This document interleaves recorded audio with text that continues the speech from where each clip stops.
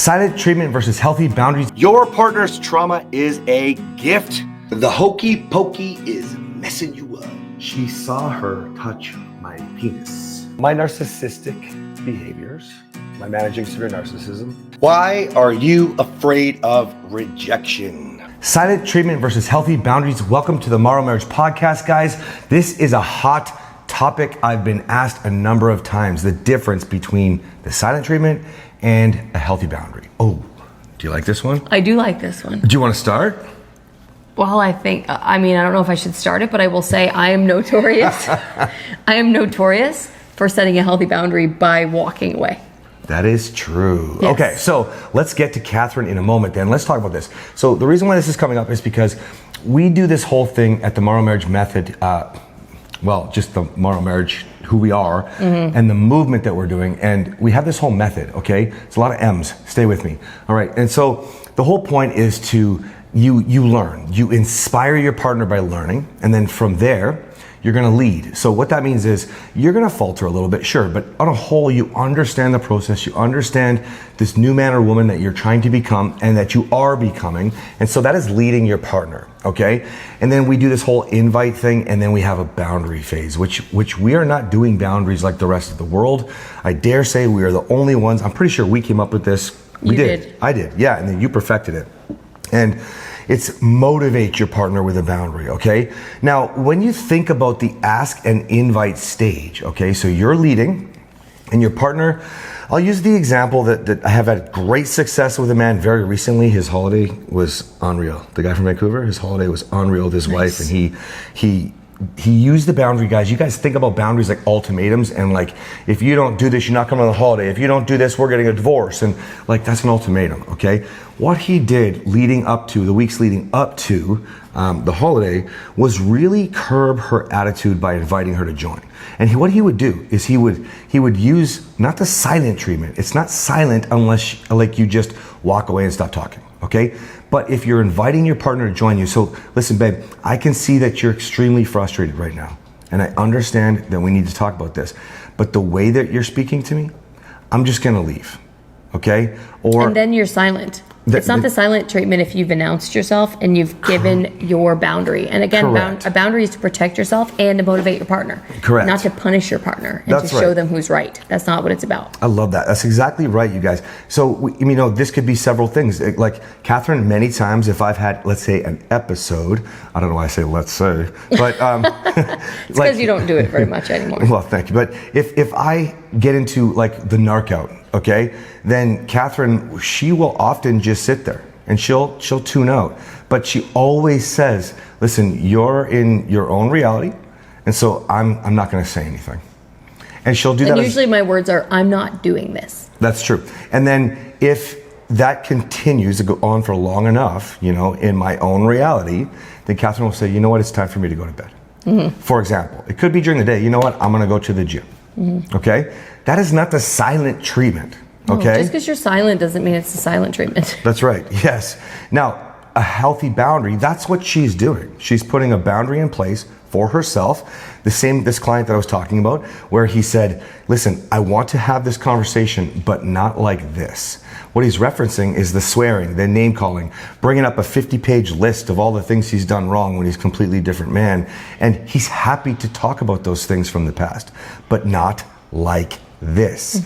What he's doing is he's motivating her to have a real conversation, but not like that, okay? And so, we've talked about recordings before and such, right? Like recordings of Kathryn's had recordings of me to show me. We've seen clients do this. You have to be very careful with this. I strongly recommend you're advised, like somebody knows the story, who knows what they're talking about. Hi, I'm Cass. This is my wife, Kathryn. We can guide you through that. When I talked to him about this recording that he was getting, it literally was perfect. It was perfect because he's been inviting her, okay? And then the next day, she blew up on him for keeping him up all night. For keeping her up all night, sorry. And he said, actually, I tried to go to bed 9:30, babe. That what you said, we both know that's not true. And she said, no, you kept me up all night. And he said, actually, I listened to you for a really long time, and I have it all on recording if you'd like. And she listened to the recording, and she was like, Oh, shit. Oh, shit. She started shit the moment he said goodnight, tried to give her a kiss. She blew up and then kept it going. And all night, I think it was an hour and a half. It wasn't like the way I used to treat you. Right. But in her mind, he kept her up all night. But really what happened was she kept him up for an hour and a half yelling at him. Now she's thinking about the past when he would keep her up all night. A lot of us men are guilty of that. We want to solve the problem. We want to fix it. And so the talk becomes a lecture, becomes a scream fest, becomes a in and out of the bedroom, doing whatever you got to do to fucking scream, and then take a break, to come back and scream, and and she's. I say it like I don't miss that. Nope. Okay, and so essentially he was able to do whatever you need to do, come back and scream. Well, for me it was drinking and smoking and like, all right, I'm not done yet, but let's do this again, like that. That's actually what happened when you guys hear the story about me flipping Kathryn out of a bed. It's because she was like, I'm really tired, I'm not going to do this anymore tonight. I'm going to go to sleep. Not the silent treatment. I'm not going to talk to you treatment. That's right. And I proceeded to flip her out of a bed. Anyways, don't recommend that. So excuse me, it's not funny, guys. It's just because we laugh about the past, okay? So what he was able to do with that recording was then give her a true ask.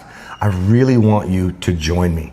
Okay, I've done this massive growth journey. I understand I fucked up a lot, but and then here came the boundary. If you're not going to move forward with me, then I will leave you both, the old me and you.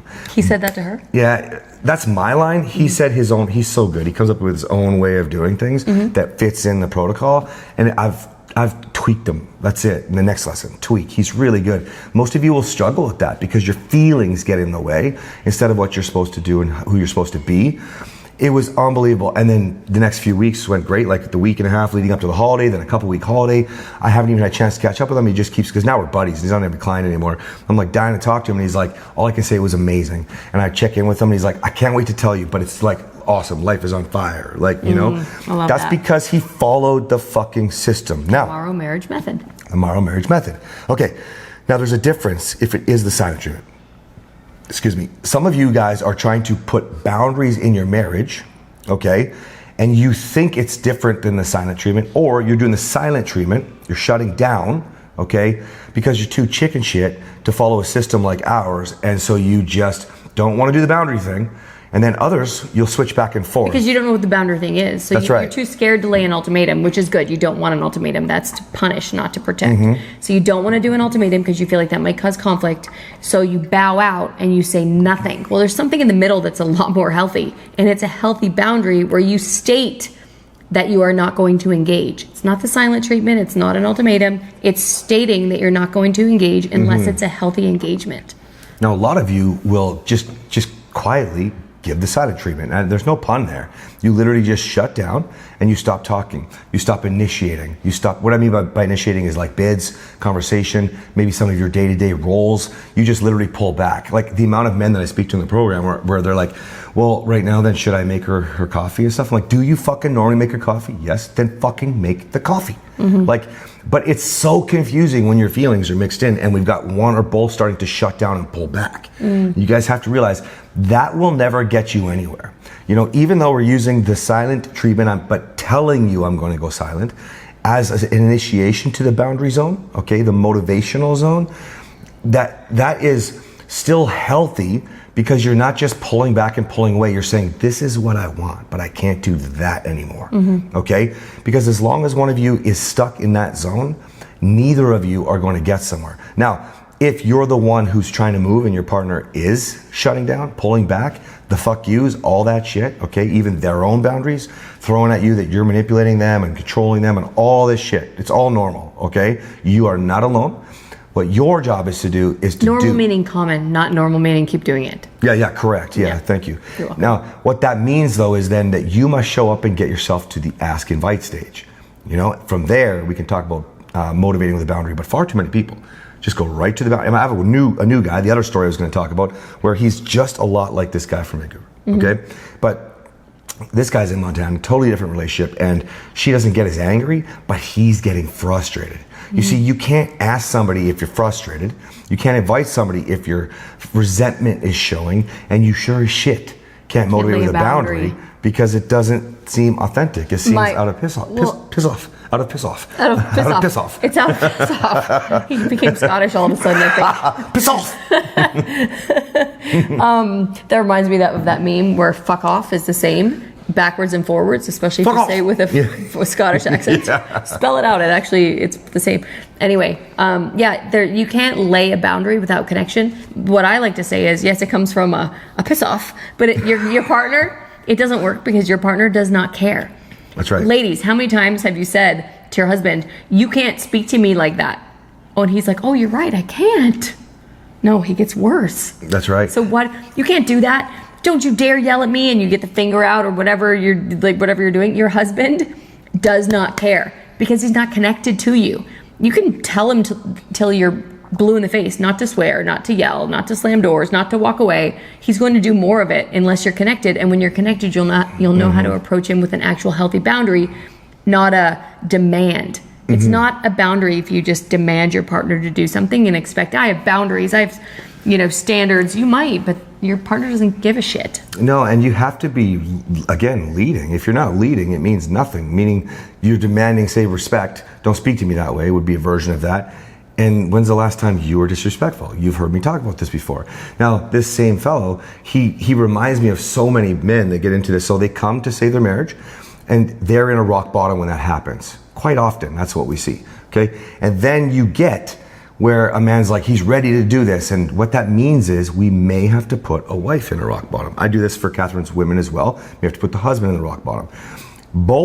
In both scenarios, they think you'll never leave, which means the amount of times you said, fine, it's over. Oh, the divorce. Okay, I love you. I hate you. Okay, let's fix this. Okay, I don't want...